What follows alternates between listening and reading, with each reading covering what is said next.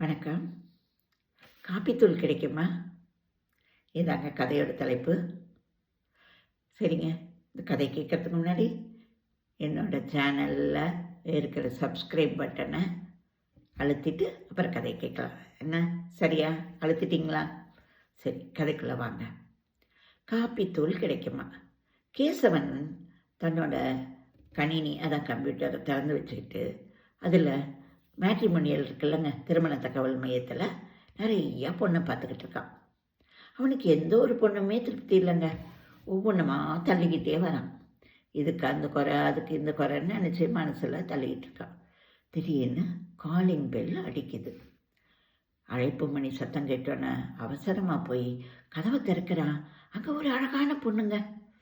ஆடாடாடா, அவளோட சுருள் முடி நெத்தியில் சுருண்டு அப்படியே கிடக்கிறத பார்த்தோன்னே இவனே சுருண்டு போயிட்டான்.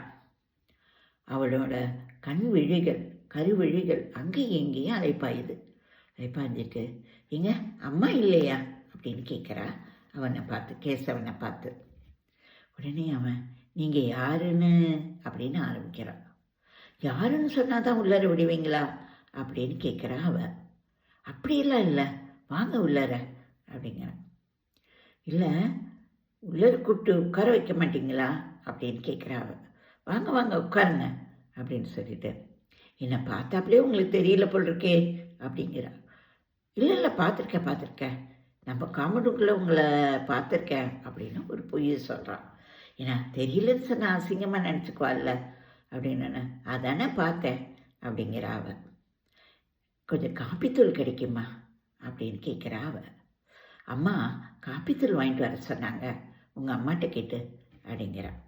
இதோ நானே தரேன், அம்மா கோயிலுக்கு போயிருக்காங்க, இது ஒரே நிமிஷம் இருங்க அப்படின்னு சொல்லி அவசரமாக அடுப்படிக்க போகிறான். அவனுக்கு கை காலெலாம் தடங்குது. இவ்வளோ அழகான பொண்ணை பார்த்துட்டு சரின்னு அவன் போய் அவசரமாக ஒவ்வொரு டப்பாவாக எடுக்கிறாங்க. காப்பித்தூள் இருக்கிற டப்பா மட்டும் அவன் கண்ணுக்கே தெரியல.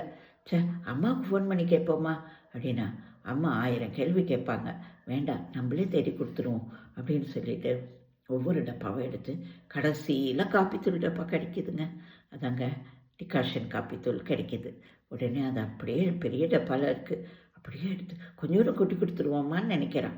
ஐய, அவன் நம்மளை பற்றி என்ன நினைப்பா, அப்படியே காப்பித்தூள் டப்பாவை முழுசாக கொடுத்துருவோம் அப்படின்னு எடுத்துகிட்டு ஹாலுக்கு வராங்க. ஹாலில் வந்து பார்த்தா அந்த பொண்ணை காணலை.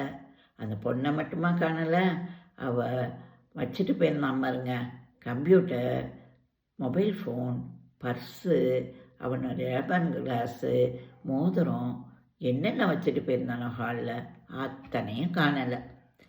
ஐயோ ஐயோன்னு கத்திக்கிட்டு வாசலுக்கு வரான். என்னோட ஒரு சுருள் முடிக்காரி என்னோட பொருளெல்லாம் சுருட்டிக்கிட்டு போயிட்டாளேன்னு கத்துறான்.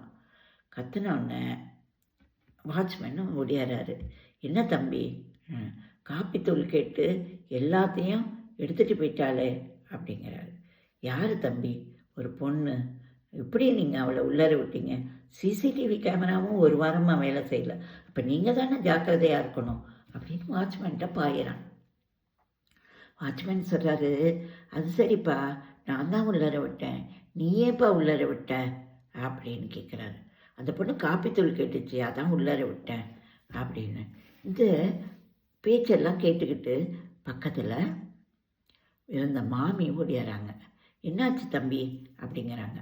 காப்பித்தூள் கேட்டு ஒரு பொண்ணு வந்துச்சு, எல்லாத்தையும் சுருட்டிட்டு போயிடுச்சு அப்படின்னு சொன்னோன்னே, ஐயோ காப்பித்தூள் கேட்டுட்டு போயிடுச்சா, காலையில் எங்கள் வீட்டுக்கு ஒரு பொண்ணு வந்துச்சு, காப்பித்தூள் கேட்டுச்சு அப்படின்னு சொல்லிட்டு, அப்புறம் அது சொல்லுது, மாமி உங்கள் காப்பி எங்கள் வீடு வரைக்கும் வாசனை அடிக்குதுன்னு சொல்லிச்சு, உட்காருன்னு சொல்லி காப்பியும் போட்டு கொடுத்து காப்பித்தூளும் கொடுத்தேனே அப்படின்னு சொல்லி, ஐயோ எங்கள் வீட்டில் எதையாவது எடுத்துகிட்டு போயிருப்பாளோ அப்படின்னு ஓடுறாங்க மாமி.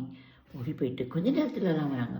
ஐயோ என் பீரோ திறந்து கிடக்கே, எல்லாத்தையும் எடுத்துகிட்டு போயிட்டாளே அப்படின்னு சொல்கிறாங்க. ஒரு 4 வீடு தள்ளி அதே காம்பவுண்டில் இருக்கவங்க முடியாறாங்க. ஐயோ காப்பித்தூள் கேட்டுச்சா, எங்கள் வீட்லேயும் ஒரு பொண்ணு வந்துச்சே, காப்பித்தூள் கேட்டுச்சே அப்படின்னு சொல்லிட்டு அவங்க அந்த பொண்ணோட முகஜாடை உங்கள் ஜாடையாட்டம் இருந்த தொட்டு தான் நான் உள்ளரையே விட்டேன் அப்படின்னு சொல்லி அங்கே நின்ன ஒருத்தவங்களை காமிக்கிறாங்க. உடனே அவங்க, ஏன் வீட்டு பொண்ணா, எனக்கு 2மே பையன் தானே அப்படின்னு அந்த அம்மா சொல்கிறாங்க. உடனே அந்த அம்மா ஐயோ எங்கள் வீட்டில் இருந்த துணிமணி எல்லாம் காணுமே அப்படின்னு அந்த அம்மாவும் கத்துறாங்க. ஆக மொத்தத்தில் எல்லார் வீட்லேயும் காப்பி தூளுன்னு கேட்டு போய் எல்லாத்தையும் கொள்ளையடிச்சிட்டு போயிடுச்சு அந்த பொண்ணு. இது தெரிஞ்சோடனே வெளியில் நின்றுட்டு ஒரு பிச்சைக்காரர் சிரிக்க ஆரம்பிக்கிறாருங்க. சிரிச்சுக்கிட்டே சொல்கிறாரு, நான் பிச்சை எடுக்க வந்தால் என்னை விரட்டி அடிக்கிறவங்க ஒரு காப்பி தூள் கேட்டு ஒரு அழகான பொண்ணு வந்தால் உள்ளர உட்கார வச்சு காப்பியும் கொடுத்து உள்ளே இருக்கிற ஜாமான்களையும் கொடுத்து அனுப்பியிருக்கீங்களா அப்படின்னு சொல்லி சிரிக்கிறார். சிரிச்சுட்டு சொல்கிறாரு, இது கலியுகம். ஒருத்தர் வீட்டில் யார் யார் இருக்கான்னு கூட அடுத்தவங்களுக்கு தெரியல. உன் வீட்டு பொண்ணுன்னு நீ சொல்கிறீங்க, உங்கள் வீட்டு பொண்ணுன்னு அவங்க சொல்கிறாங்க. இது தாங்க இந்த காலம் அப்படின்னு சொல்லிட்டு, இதோட இந்த வாட்ச்மேனை தான் நம்ம சொல்லணும். எப்படி உள்ளர விட்டார் அப்படின்னு அந்த பிச்சைக்காரர் கேட்குறாரு. கேட்ட உடனே எல்லாரும் வாட்ச்மேன் மேலே திரும்பிக்கிறாங்க. வாட்ச்மேனாக எல்லாரும் அடிக்க போகிறாங்க. அப்போ இவர் சிரிச்சுக்கிட்டே சொல்கிறார் பிச்சைக்காரர், இதுக்கே அடிக்க போகிறீங்களே, போகிறப்ப அந்த பொண்ணு நிறைய பை வச்சுருந்துச்சு, நானும் பார்த்தேன். இந்த வாட்ச்மேன் தான், ஏம்மா இவ்வளோ பையன் எடுத்துக்கிட்டு எப்படி போவீங்க, ஒரு ஆட்டோ பிடிச்சி தரவான்னு சொல்லிட்டு ஓடி போய் ஒரு ஆட்டோவும் பிடிச்சி கொண்டு வந்து கொடுத்தா தெரியுமாங்க அப்படின்னு சொல்லிட்டு, அழகான பொண்ணு இருந்தால் எல்லாரும் அவ்வளோதான் போல் இருக்கு, கொள்ளையடிச்சா கூட கண்டுக்க மாட்டீங்க போல் இருக்கே அப்படின்னு சொல்லி சிரிக்கிறாரு அந்த பிச்சைக்காரர். உடனே எல்லாரும் அந்த வாட்ச்மேன் மேலே பாயிறாங்க. அப்போ அவர் சொல்கிறார் பிச்சைக்காரர், உங்களுக்கு என்னால் உதவி செய்ய முடியும் அப்படிங்கிறாரு. உடனே அவங்களாம் திரும்பி பார்க்குறாங்க.